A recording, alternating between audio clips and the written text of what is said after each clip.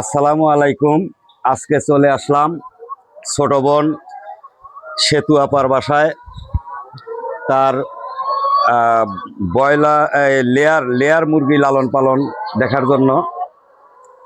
ছোট আপা একজন মহিলা উদ্যোক্তা। এই যে তার ফার্ম।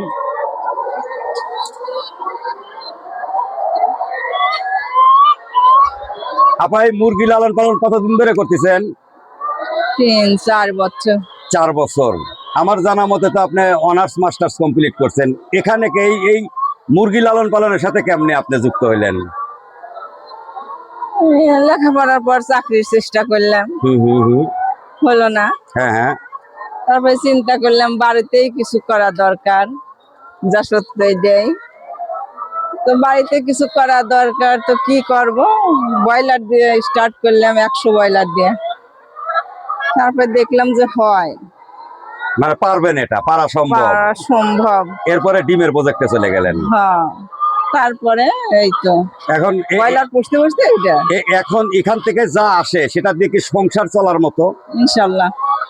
এই দেখেন, আসলে ছোট বোন অনেক কষ্ট করে। এটা যদিও অনেক কষ্টের কাজ, তারপরেও তার প্রজেক্টটা খারাপ না। আপা বর্তমানে কয়শো মুরগি আছে আপনার? 650। 650 না?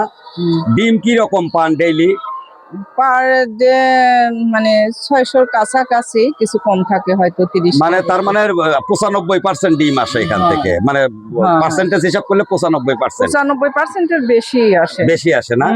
তাতে অনেক সুন্দর আউটপুট আপনার এখানে। আচ্ছা, নতুনরা যদি করতে চায়, এরকম একটা ফার্ম নতুনরা করতে চায়, তাদের উদ্দেশ্যে আপনার কি বলার থাকবে? যেহেতু তারা বাড়িতেই থাকবে, বাইরে কিছু করতে পারছে না, তাহলে তারা যদি করতে চায় স্বাচ্ছন্দ্যে কাজ মানে একটু পরিশ্রম করলেই আউটপুট পাওয়া সম্ভব না? ভালো করা সম্ভব না? অবশ্যই অবশ্যই, কেন না। এই রোগ জীবাণু যখন মানে রোগ বা মুরগি কোনো অসুস্থ হইলে কি ডাক্তার সাপোর্ট আছে তো না? হ্যাঁ হ্যাঁ, প্রচুর নিয়মিত ডাক্তারের সাপোর্ট বা কোম্পানি যে সমস্ত কোম্পানির ফিড খাওয়ান, ওরা সাপোর্ট করে তো না? হ্যাঁ হ্যাঁ, অবশ্যই। আসলেই আত্মকর্মসংস্থান তৈরি করার একটা সুন্দর একটা জায়গা এই মুরগি লালন পালন বা ফার্মিং। এটা নিঃসন্দেহে একটা ভালো কাজ। আপা সরকারি অ্যাডট কলেজ বিশ্ববিদ্যালয় থেকে সে অনার্স মাস্টার্স কমপ্লিট করে দীর্ঘদিন চাকরির চেষ্টা করার পর তখন নিজেই উদ্যোক্তা হয়ে যায়। যেটা আসলে যেটা মানুষের অনেকেই দ্বিধায় থাকে যে অনার্স মাস্টার্স পাস করলাম, কি করব। আসলে ওটা বড় কথা না। আপনি মনে মনে ঠিক করবেন যে আসলে কাজকে কাজ মনে করলে এটা সম্ভব। কাজকে কাজ মনে করে যদি আপনি চলতে পারেন, তাহলে অবশ্যই আপনি জীবন চলার পথে আপনার রিজিকের সন্ধান পেয়ে যাবেন। সেতু আপা দীর্ঘদিন পরিশ্রম করে তার এই ফার্মটা দাঁড় করিয়েছে। অনেক সুন্দর একটা ফার্ম, অনেক পরিষ্কার পরিচ্ছন্ন রাখার চেষ্টা করে।